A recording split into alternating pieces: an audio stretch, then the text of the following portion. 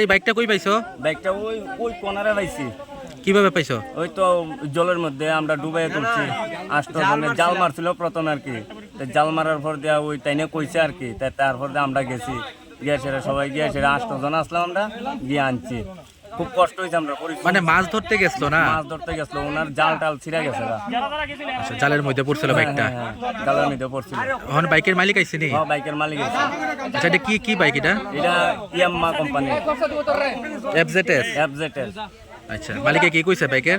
মালিকে বাইকে কোনো কিছু কইছে না। আচ্ছা, কইতাছে মানে তাইনে রাখি। আচ্ছা আচ্ছা আচ্ছা।